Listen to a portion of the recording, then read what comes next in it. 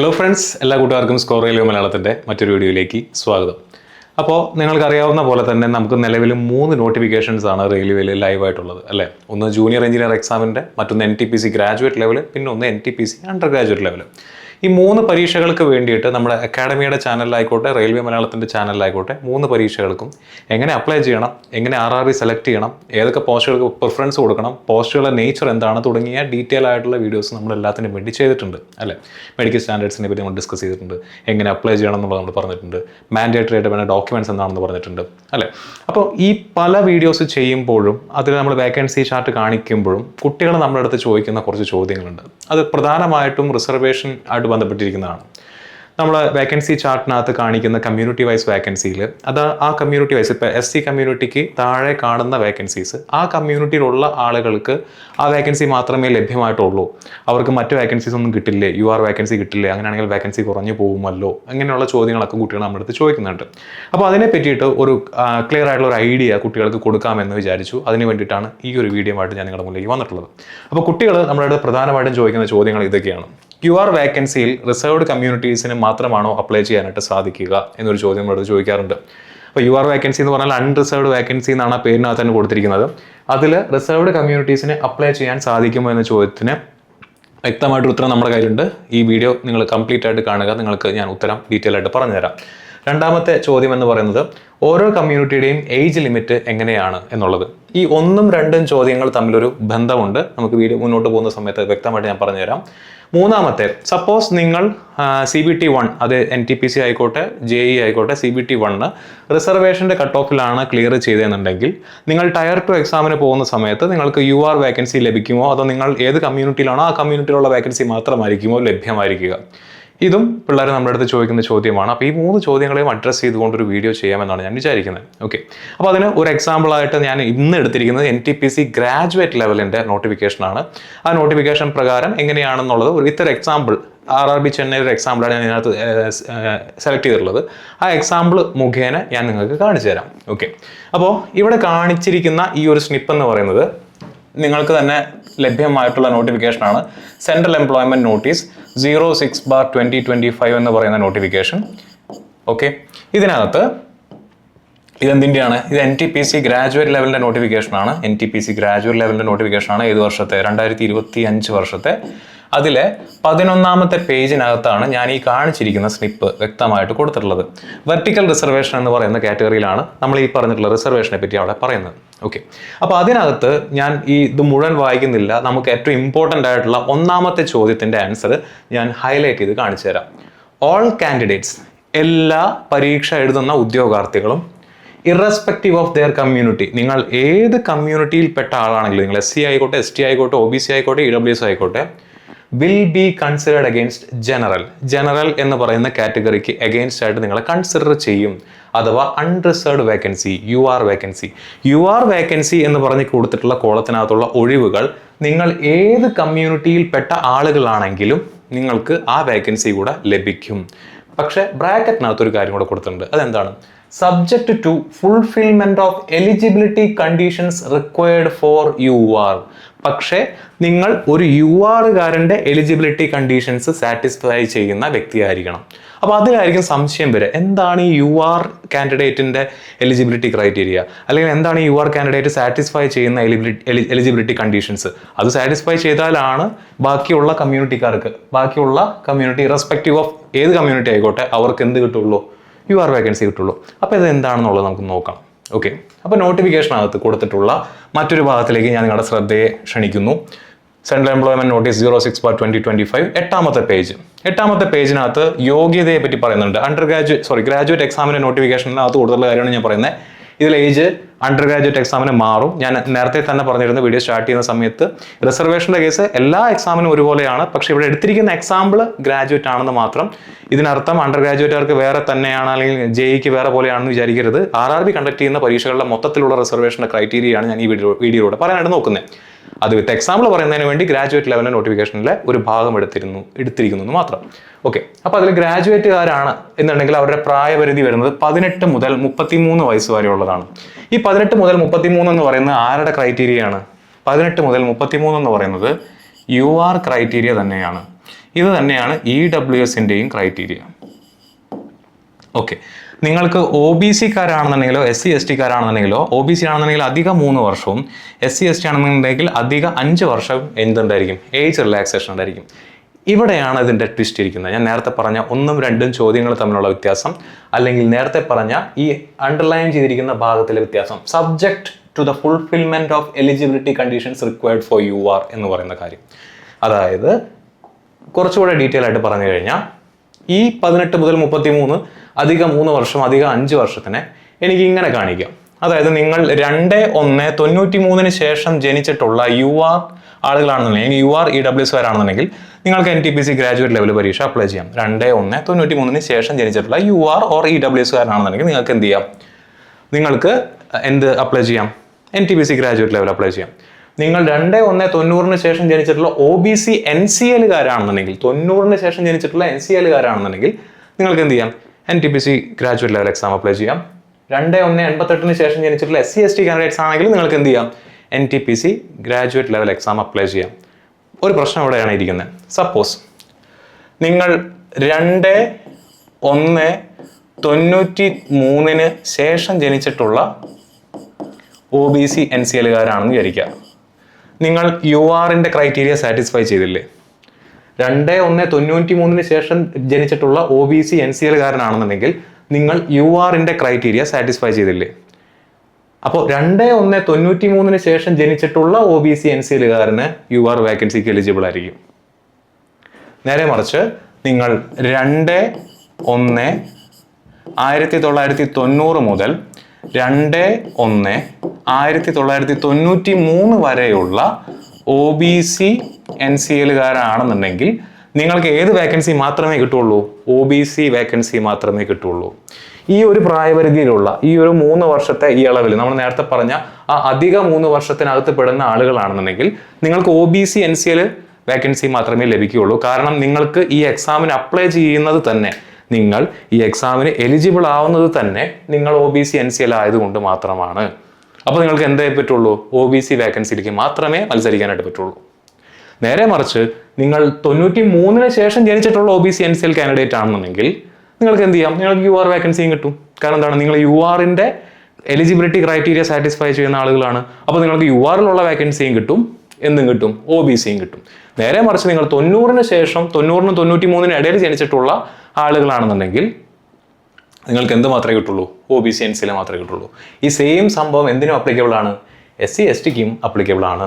നിങ്ങൾ 2/01/93 ശേഷം ജനിച്ചിട്ടുള്ള SC/ST കുട്ടികളാണെന്നുണ്ടെങ്കിൽ നിങ്ങൾക്ക് എന്ത് കിട്ടും? UR കിട്ടും. നേരെ മറിച്ച് നിങ്ങൾ 988 മുതൽ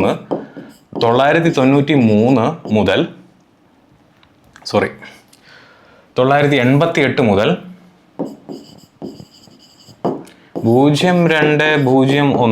02/01/1993 ജനിച്ചിട്ടുള്ള SC/ST കാൻഡിഡേറ്റ്സ് ആണെന്നുണ്ടെങ്കിൽ നിങ്ങൾക്ക് എന്ത് മാത്രമേ കിട്ടുള്ളൂ? ആ SC-കാർക്ക് എത്ര വേക്കൻസിയാണോ ഉള്ളത്, ST-കാർക്ക് എത്ര വേക്കൻസിയാണോ ഉള്ളത്, ആ വേക്കൻസിക്ക് മാത്രമായിരിക്കും നിങ്ങളെ പരിഗണിക്കുക. നിങ്ങൾ എന്തിനു പരിഗണിക്കില്ല? UR-ന് പരിഗണിക്കില്ല. മനസ്സിലാവുന്നുണ്ടോ? ഇതാണ് വേക്കൻസിയിലുള്ള ആ ഒരു റിസർവേഷൻ ക്രൈറ്റീരിയ എന്ന് പറയുന്നത്. UR വേക്കൻസിക്ക് നിങ്ങൾ എലിജിബിൾ ആണ്. നിങ്ങൾ ഏത് കമ്മ്യൂണിറ്റിയിലുള്ള ആളുകളാണെങ്കിലും UR വേക്കൻസിക്ക് നിങ്ങൾ എലിജിബിൾ ആണ്. എന്താണ് കണ്ടീഷൻ സപ്ലൈഡ്? എന്താണ് കണ്ടീഷൻ സപ്ലൈഡ്? UR-ന്റെ പ്രായപരിധിയിൽ പെടുന്ന റിസർവേഷൻ കമ്മ്യൂണിറ്റിക്കാർക്കാണ് UR വേക്കൻസി ലഭിക്കുകയുള്ളൂ. UR-നേക്കാൾ പ്രായം കൂടുതലുള്ള കുട്ടികളാണ്, UR-ന്റെ ഏജ് ലിമിറ്റിന് മുകളിലേക്ക് ആ ബാറ് കടന്നിട്ടുള്ള കുട്ടികളാണെന്നുണ്ടെങ്കിൽ ആ പർട്ടിക്കുലർ കമ്മ്യൂണിറ്റിയിലുള്ള വേക്കൻസിക്ക് മാത്രമായിരിക്കും നിങ്ങൾ എലിജിബിൾ ആയിരിക്കുക എന്ന് ഇതിനോടകം തന്നെ നിങ്ങൾക്ക് മനസ്സിലായി കാണും. ഓക്കെ, ഞാൻ ഒരു എക്സാമ്പിൾ സഹിതം പറഞ്ഞു തരാം. അപ്പോൾ നിങ്ങൾക്ക് കുറച്ചുകൂടി ഒരു ഐഡിയ കിട്ടും. ഇത് RRB ചെന്നൈയുടെ NTPC ഗ്രാജുവേറ്റ് ലെവലിൻ്റെ നോട്ടിഫിക്കേഷനിൽ കൊടുത്തിട്ടുള്ള വേക്കൻസി ചാർട്ടാണ്. ഇതിനകത്ത് കമ്മ്യൂണിറ്റി വൈസ് വേക്കൻസീസ് നിങ്ങൾക്ക് വ്യക്തമായിട്ട് കാണാനായിട്ട് സാധിക്കും, അല്ലേ? കമ്മ്യൂണിറ്റി വൈസ് വേക്കൻസീസ് വ്യക്തമായിട്ട് കാണാനായിട്ട് സാധിക്കും. നിങ്ങൾ ഒരു OBC കാൻഡിഡേറ്റ് ആണ്, OBC NCL കാൻഡിഡേറ്റ് ആണ്. ഞാൻ നേരത്തെ പറഞ്ഞ 33 വയസ്സിന് താഴെയുള്ള ആളാണ്. 33 വയസ്സിന് താഴെയുള്ള ആളാണ്. അതായത് നിങ്ങൾ UR-ന്റെ ക്രൈറ്റീരിയ സാറ്റിസ്ഫൈ ചെയ്യുന്ന ഒരു കുട്ടിയാണ്.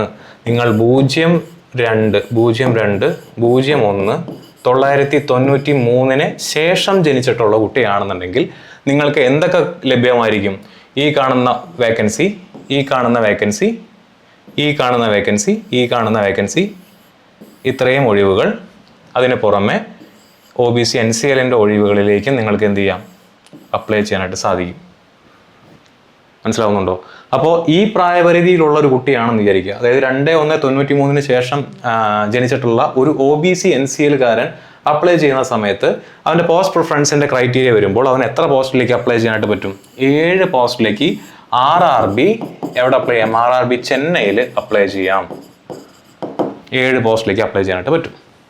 ഓക്കെ, അത് ക്ലിയർ ആയി കാണും. 2/1/93 ശേഷം ജനിച്ചിട്ടുള്ള OBC NCL വേണം. NCL ഇല്ലാതെ നിങ്ങൾക്ക് റിസർവേഷൻ്റെ ആനുകൂല്യം കിട്ടില്ല. ഞാൻ ഓൾറെഡി ഡിസ്കസ് ചെയ്ത കാര്യമായതുകൊണ്ടാണ് ഞാൻ സ്ട്രെസ് ചെയ്യാത്തത്. 2, വീണ്ടും അതേ റിസർവേഷൻ ചാർട്ട് തന്നെ. നിങ്ങൾ 02/01/1990നും 02/01/1993നും ഇടയിൽ ജനിച്ചിട്ടുള്ള ആളുകളാണെന്നുണ്ടെങ്കിൽ നിങ്ങൾക്ക് ഈ എക്സാമിന് അപ്ലൈ ചെയ്യാൻ പറ്റുന്നത് തന്നെ നിങ്ങൾ OBC NCLക്കാരായതുകൊണ്ടാണ്. കാരണം അവർക്കുള്ള അധിക 3 വർഷ ഏജ് റിലാക്സേഷൻ്റെ ക്രൈറ്റീരിയ സാറ്റിസ്ഫൈ ചെയ്യുന്നതുകൊണ്ടാണ് നിങ്ങൾക്ക് ഈ എക്സാമിന് അപ്ലൈ ചെയ്യാനായിട്ട് പറ്റുന്നത്. അപ്പോൾ അവിടെ നിങ്ങൾ എന്ത് ക്രൈറ്റീരിയ സാറ്റിസ്ഫൈ ചെയ്യുന്നില്ല? URൻ്റെ ക്രൈറ്റീരിയ സാറ്റിസ്ഫൈ ചെയ്യുന്നില്ല. സോ നിങ്ങൾക്ക് എലിജിബിൾ ആയിട്ടുള്ള വേക്കൻസി ഏതായിരിക്കും? ഈ കാണുന്ന വേക്കൻസിയിലേക്ക് മാത്രമേ നിങ്ങൾക്ക് അപ്ലൈ ചെയ്യാനായിട്ട് പറ്റുള്ളൂ. അപ്പോൾ ഓട്ടോമാറ്റിക്കായിട്ട് നിങ്ങളുടെ ഏതൊക്കെ പോസ്റ്റുകൾ പോവും? സീനിയർ ക്ലർക്ക് കം ടൈപ്പിസ്റ്റ് എന്ന് പറയുന്ന ഈ പോസ്റ്റിലെ ICFനകത്ത് കാണുന്ന ഈ വേക്കൻസി നിങ്ങൾക്ക് അപ്ലൈ ചെയ്യാനായിട്ട് പറ്റില്ല. സ്റ്റേഷൻ മാസ്റ്റർ എന്ന് പറയുന്ന പോസ്റ്റിനും ഗുഡ്സ് ട്രെയിൻ മാനേജർ എന്ന് പറയുന്ന പോസ്റ്റിനും OBC ഒഴിവുകളില്ല. അപ്പോൾ നിങ്ങൾക്ക് ഏതൊക്കെ പോസ്റ്റിലേക്ക് അപ്ലൈ ചെയ്യാം? 3-ന് അപ്ലൈ ചെയ്യാം, 4-ന് അപ്ലൈ ചെയ്യാം, 5 അപ്ലൈ ചെയ്യാം, 6-നകത്തെ ഈ SR വേക്കൻസിയും അപ്ലൈ ചെയ്യാം. ക്ലിയർ? അങ്ങനെയെങ്കിൽ നിങ്ങൾ പോസ്റ്റ് പ്രിഫറൻസ് കൊടുക്കുന്ന സമയത്ത്, ഞാൻ നേരത്തെ പറഞ്ഞ ഏജ് ക്രൈറ്റീരിയ ഉള്ള ആളുകൾ പോസ്റ്റ് പ്രിഫറൻസ് കൊടുക്കുന്ന സമയത്ത് OBC NCLകാരൻ തന്നെ ഞാൻ നേരത്തെ പറഞ്ഞ ഒറ്റ മാനദണ്ഡത്തിൻ്റെ അടിസ്ഥാനത്തിൽ നിങ്ങളുടെ പോസ്റ്റ് പ്രിഫറൻസ് 4 പോസ്റ്റുകളിലേക്ക് ആയിട്ട് ചുരുങ്ങും. ഞാൻ നേരത്തെ പറഞ്ഞ 4 പോസ്റ്റുകളിലായിട്ട് ചുരുങ്ങും. ക്ലിയർ? അപ്പോൾ ഇതാണ് റിസർവേഷൻ്റെ കേസിൽ നിങ്ങൾ വ്യക്തമായിട്ട് മനസ്സിലാക്കി വെക്കേണ്ട ഒരു കാര്യം എന്ന് പറഞ്ഞു കഴിഞ്ഞാൽ, റിസർവേഷൻ വേക്കൻസീസ് ആർക്കാണ് എലിജിബിൾ എന്നുള്ളത്, UR വേക്കൻസീസ് ആർക്കാണ് എലിജിബിൾ എന്നുള്ളതും ഇതിനോടകം തന്നെ നിങ്ങൾക്ക് മനസ്സിലായി കാണും. ഇനി ഞാൻ ലാസ്റ്റ് ചോദിച്ചൊരു ചോദ്യം, നിങ്ങൾ CBT 1 റിസർവേഷൻ ക്രൈറ്റീരിയയിലാണ് പാസ്സാവുന്നത്. ഓഫ് കോഴ്സ് നിങ്ങൾ റിസർവേഷൻ്റെ ആനുകൂല്യം ഏജിനകത്ത് ഓൾറെഡി കൈപ്പറ്റിയിട്ടാണ് എക്സാം എഴുതുന്നതെന്നുണ്ടെങ്കിൽ നിങ്ങൾക്ക് റിസർവേഷനകത്ത് കൊടുത്തിട്ടുള്ള പോസ്റ്റുകളിലേക്ക് മാത്രമേ മത്സരിക്കാനായിട്ട് പറ്റുള്ളൂ. നിങ്ങൾക്ക് എന്തായാലും UR വേക്കൻസിക്ക് നിങ്ങൾ എലിജിബിൾ ആയിരിക്കില്ല. ആ മാനദണ്ഡം ഞാൻ ഓൾറെഡി എസ്റ്റാബ്ലിഷ്ഡ് ആയി കഴിഞ്ഞു എന്നാണ് എനിക്ക് തോന്നുന്നത്. നിങ്ങൾക്ക് മനസ്സിലായി കാണുന്നതാണ് എനിക്ക് മനസ്സിലാക്കാനായിട്ട് സാധിക്കുന്നത്. നേരെ മറിച്ച് നിങ്ങൾ ആ 93-ന് ശേഷം ജനിച്ചിട്ടുള്ള OBC NCL കാൻഡിഡേറ്റോ അല്ലെങ്കിൽ SC ST കാൻഡിഡേറ്റോ ആണ് എന്നുണ്ടെങ്കിൽ റിസർവേഷൻ്റെ ആനുകൂല്യത്തിൽ കടക്കാത്ത ആളുകളാണ്, ഏജിൻ്റെ ക്രൈറ്റീരിയയിൽ കടക്കാത്ത ആളുകളാണെന്നുണ്ടെങ്കിൽ ഇത് നോക്കുക. ഫസ്റ്റ് സ്റ്റേജ് ഓഫ് CBT എന്ത് ചെയ്യുന്നു? നോർമലൈസ് ചെയ്യുന്നു. നോർമലൈസ്ഡ് സ്കോറിന് ശേഷം ഷോർട്ട് ലിസ്റ്റ് ചെയ്യുന്നു സെക്കൻഡ് സ്റ്റേജിലേക്ക് മെറിറ്റിൻ്റെ അടിസ്ഥാനത്തിൽ. അവിടെ അവർ അടിവരയിട്ട് അല്ലെങ്കിൽ ബോൾഡ് കളറിൽ പ്രത്യേകം എടുത്തു പറഞ്ഞിട്ടുണ്ട്, candidates who are shortlisted for second stage CBT availing the reservation benefits of OBC NCL, SC, ST, EWS, PWBD, ex-serviceman shall continue to be considered only against those vacancies. മനസ്സിലായില്ലേ? അപ്പോൾ CBT 1-ൽ നിങ്ങൾ റിസർവേഷൻ്റെ ആനുകൂല്യത്തിൽ reservation cut off മാത്രമാണ് clear ചെയ്തതെന്നുണ്ടെങ്കിൽ തുടർന്നുള്ള recruitment പ്രോസസ്സിൽ എമ്പാടും ആ റിസർവേഷനിലേക്ക് eligible ആയിട്ടുള്ള vacancies എത്രയാണോ ആ വേക്കൻസികളിലേക്ക് മാത്രമായിരിക്കും നിങ്ങളെ പരിഗണിക്കുക. ഇത്രയുമാണ് മെയിനായിട്ട് ഈ പറയുന്ന റിസർവേഷൻ ക്രൈറ്റീരിയയുമായിട്ട് ബന്ധപ്പെട്ട് നിങ്ങൾ പ്രധാനമായിട്ടും മനസ്സിലാക്കി വെക്കേണ്ടത്. ഈ ഡൗട്ടുകൾ നിങ്ങൾക്ക് ക്ലിയർ ആയി കാണുമെന്നാണ് ഞാൻ വിശ്വസിക്കുന്നത്. ആർക്കൊക്കെയാണ് എക്സാമിന് അപ്ലൈ ചെയ്യാനായിട്ട് പറ്റുന്നത്, ഏതൊക്കെ കൂട്ടർക്കാണ് UR vacancy, unreserved vacancy apply ചെയ്യാനായിട്ട് പറ്റുന്നതെന്ന് വ്യക്തമാണ്. കേരള PSC പോലെയോ അല്ലെങ്കിൽ മറ്റ് കോമ്പറ്റേറ്റീവ് എക്സാംസിനേക്കാൾ കുറച്ചുകൂടെ വിഭിന്നമാണ് ഈ പറയുന്ന റെയിൽവേയുടെ റിസർവേഷൻ്റെ ക്രൈറ്റീരിയ എന്ന് പറയുന്നത്. കാരണം നമുക്ക് പോസ്റ്റിന് കമ്മ്യൂണിറ്റി വൈസ് വേക്കൻസീസും അതിൽ തന്നെ ഈ പറഞ്ഞ പോലെ എക്സ് സർവീസ്മാൻ PWBDക്കാർക്ക് വേറെ തന്നെ വേക്കൻസീസും ഒക്കെ ആയിട്ടാണ് RRB റിക്രൂട്ട്മെന്റ് പ്രോസസ്സ് നടത്തുന്നത്. കുറച്ച് കോംപ്ലിക്കേറ്റഡ് ആണ്, ഒറ്റയടിക്ക് നിങ്ങൾക്ക് മനസ്സിലാവണമെന്ന് നിർബന്ധമില്ല. ഓക്കെ, അപ്പോൾ ഇത്രയാണ് പ്രധാനമായിട്ട് നിങ്ങൾ ആ ഭാഗത്തിൽ ശ്രദ്ധിക്കേണ്ടത്. നിങ്ങൾ ഇപ്പോൾ NTPC ഗ്രാജുവേറ്റ് ലെവൽ എക്സാമിൻ്റെ കേസ് എടുക്കുകയാണെന്നുണ്ടെങ്കിൽ 02/01/93 അതാണ് ഈ പറയുന്ന 02/01/1993 ആണ് NTPC graduate level 2025 age criteria എന്ന് പറയുന്നത്. ഇത് തന്നെയാണ് RRB JEE 2025 ഏജ് ക്രൈറ്റീരിയ എന്ന് പറയുന്നത്. ഇനി NTPC അണ്ടർ ഗ്രാജുവേറ്റ് ലെവലിന്റെ ഏജ് ക്രൈറ്റീരിയ എന്ന് പറയുന്നത് എന്തായിരിക്കും? അപ്പോൾ 2025 ആണെന്നുണ്ടെങ്കിൽ 02-01-996. ഏത് കമ്മ്യൂണിറ്റിയുടെയാണ് ഞാനിപ്പോൾ ഇവിടെ എഴുതിയിരിക്കുന്നത്? UR കമ്മ്യൂണിറ്റിയുടെയാണ് ഞാൻ എഴുതിയിരിക്കുന്നത്. EWSകാർക്ക് എന്ത് തന്നെയാണ്? ഈ സെയിം ഏജ് തന്നെയാണ് വരുന്നത്. ഇനി OBC NCLകാർക്ക് അധികം 3 വർഷം ഉണ്ടായിരിക്കും, SC STകാർക്ക് അധികം 5 വർഷം ഉണ്ടായിരിക്കും. നിങ്ങൾ പക്ഷെ OBC NCLകാരനാണ് അല്ലെങ്കിൽ SC STകാരനാണ്, പക്ഷെ നിങ്ങളുടെ പ്രായപരിധി ഈ URന് അകത്ത് വരുന്നവരാണെന്നുണ്ടെങ്കിൽ നിങ്ങൾ UR വേക്കൻസിക്ക് എലിജിബിൾ ആണ്. As simple as that. അത്രയും നിങ്ങൾ മനസ്സിലാക്കിയാൽ മതി. നിങ്ങൾ UR വേക്കൻസിയുടെ പ്രായപരിധിയിൽ, അതായത് 33 വയസ്സാണ് NTPC ഗ്രാജുവേറ്റ് ലെവലിന്റെ UR വേക്കൻസിയുടെ പ്രായപരിധി എന്ന് പറയുന്നത്. 33 വയസ്സിന് താഴെയുള്ള കുട്ടികളാണ്. നിങ്ങൾ OBC ആയിക്കോട്ടെ, SC ST ആയിക്കോട്ടെ, EWS ആയിക്കോട്ടെ, നിങ്ങൾക്ക് എന്തും കിട്ടും, UR വേക്കൻസി ഇവിടെ കിട്ടും. ക്ലിയർ? ഇനി നിങ്ങൾ ഈ പറയുന്ന പോലെ അത് അണ്ടർ ഗ്രാജുവേറ്റ് ആണെന്നുണ്ടെങ്കിൽ 30 വയസ്സാണ് അപ്പർ ഏജ് ലിമിറ്റ് വരുന്നത്. അപ്പോൾ അപ്പർ ഏജ് ലിമിറ്റിന് താഴെ വരുന്ന OBC NCLകാർ, SC STകാർക്കൊക്കെ എന്തും കിട്ടും, UR വേക്കൻസിയും കിട്ടും. പക്ഷേ ഇതിന് മുകളിലുള്ള കുട്ടികളാണ്, അതായത് UR ഏജ് ലിമിറ്റിന് മുകളിലുള്ള കുട്ടികളാണെന്നുണ്ടെങ്കിൽ നിങ്ങൾക്ക് ഈ എക്സാം എഴുതാനായിട്ട് പറ്റുന്നത് തന്നെ റിസർവേഷൻ്റെ ആനുകൂല്യത്തിൻ്റെ പുറത്താണ്. അപ്പോൾ അതുകൊണ്ട് നിങ്ങളെ എന്ത് വേക്കൻസിയിലേക്ക് മാത്രമേ പരിഗണിക്കുകയുള്ളൂ? റിസർവേഷൻ്റെ വേക്കൻസിയിലേക്ക് മാത്രമേ പരിഗണിക്കുകയുള്ളൂ. ഇതാണ് ഞാൻ എസ്റ്റാബ്ലിഷ് ചെയ്യാനായിട്ട് അല്ലെങ്കിൽ നിങ്ങൾക്ക് പറഞ്ഞു തരാനായിട്ട് ഉദ്ദേശിച്ച കാര്യം. ഈ ഡൗട്ടുകളെല്ലാം തന്നെ നിങ്ങൾക്ക് ക്ലിയർ ആയി കാണുമെന്ന് വിശ്വസിക്കുന്നു. ഇതുമായിട്ട് ബന്ധപ്പെട്ട് ഇനി എന്തെങ്കിലും സംശയങ്ങൾ നിങ്ങൾക്ക് ബാക്കിയുണ്ടെങ്കിൽ ഈ വീഡിയോയുടെ താഴെ കമൻറ്റ് ചെയ്യുക. മറ്റൊരു വീഡിയോയിൽ നമുക്ക് വീണ്ടും കാണാം.